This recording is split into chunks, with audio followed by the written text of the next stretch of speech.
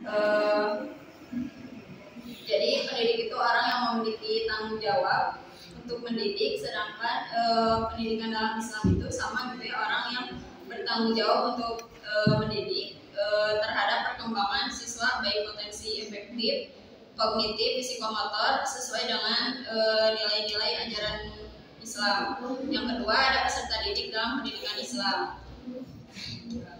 Peserta didik adalah orang-orang yang sedang belajar. Peserta didik ini mencakup anak yang belum dewasa dan juga yang sudah dewasa.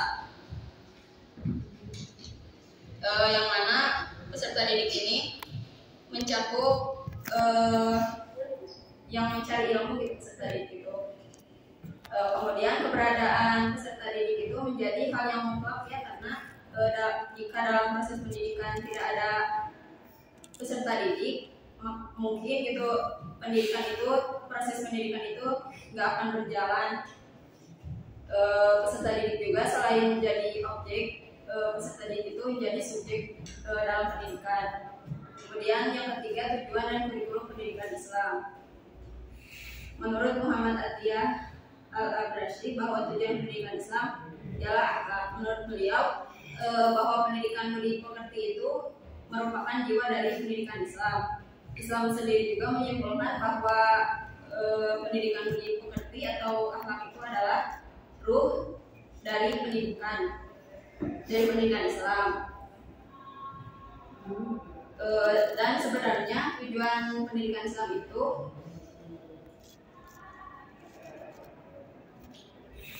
mencapai suatu akhlak yang sempurna. Tapi bukan berarti bahwa kita itu tidak mementingkan pendidikan yang lainnya gitu, seperti jasmani, akal, dan yang lain-lain. Tetapi kita itu sesungguhnya harus memperhatikan dari segi-segi akhlaknya. Terus kurikulum secara bahasa menurut kurikulum berasal dari bahasa Yunani yaitu kurir, yang artinya pelari. Dalam bahasa Arab kata kurikulum itu berarti manhaj, yang artinya itu jalan yang terang yang dilalui oleh manusia pada berbagai bidang kehidupan. Kurikulum ini dimaknai sebagai serangkaian upaya dalam mencapai tujuan pendidikan. Yang keempat ada alat atau sarana pendidikan. Alat pendidikan ini adalah suatu tindakan yang diadakan untuk mempermudah proses pendidikan. Alat pendidikan ini juga bisa disebut dengan sarana atau prasarana pendidikan.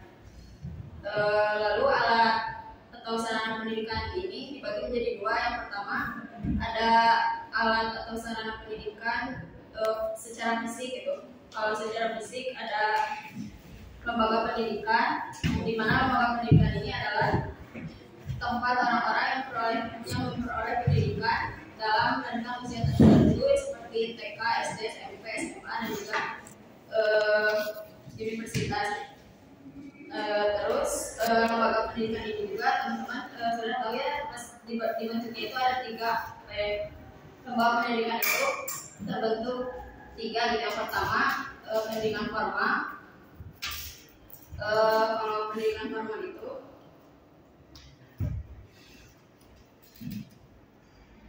pendidikan yang diberikan di sekolah dengan aturan-aturan tertentu. Kalau non formal itu seperti kursus-kursus. Kalau informal lingkungan keluarga.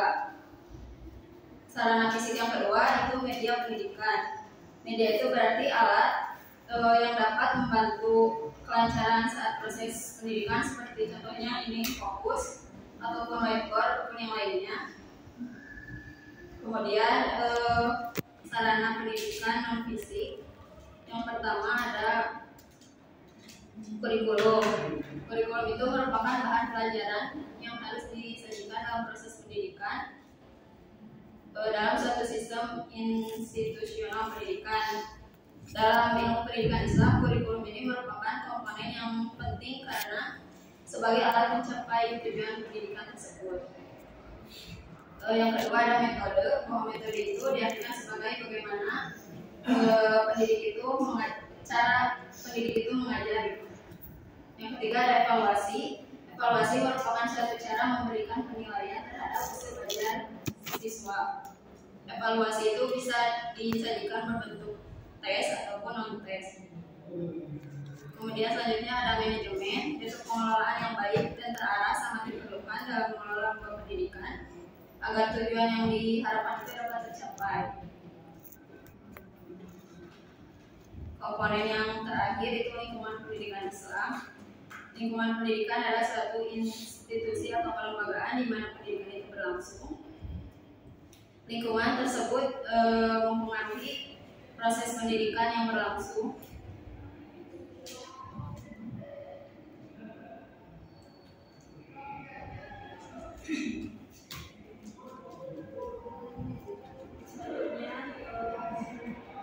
Jadi dalam pendidikan Islam terdapat beberapa sumber pendidikan para ahli terdapat bahwa Al-Quran dan Sunnah adalah sumber pendidikan Islam, sebagaimana mereka juga sependapat bahwa Al-Quran adalah sumber utama yang pertama dan Sunnah sumber yang utama yang kedua. Nah, di sini ada Al-Quran merupakan sumber pertama dan paling utama pendidikan Islam. Al-Quran memiliki konsep pendidikan yang utuh, hanya saja tidak mudah diungkap secara keseluruhannya karena luas dan mendalamnya. Pembahasan ini di dalam Al-Quran di samping juga keterbatasan kemampuan manusia untuk memahami keseluruhannya dan sempurna.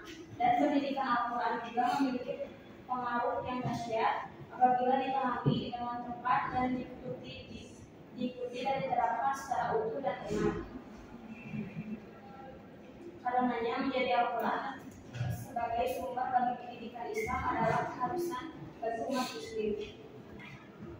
Selanjutnya ada Sunnah, pasti nyari-nyari. Juga menjadi sumber utama. Hadis-hadis yang mencatat ajaran dan tindakan Nabi memberikan panduan tentang bagaimana umat Islam seluruhnya menjalani kehidupan. Jadi contohnya hadis mengenai akhlak baik dan sikap bersaksi merupakan landasan etika bagi umat Islam.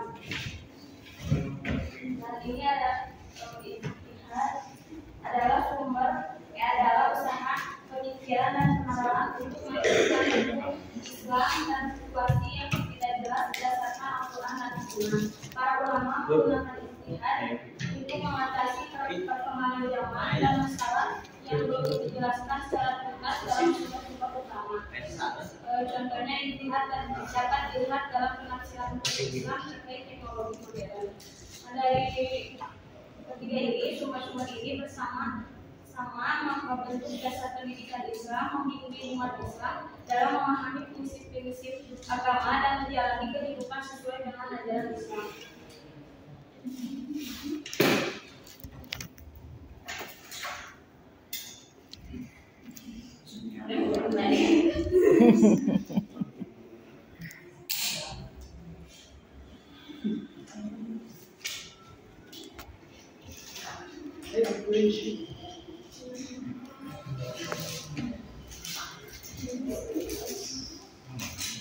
Tiga mana?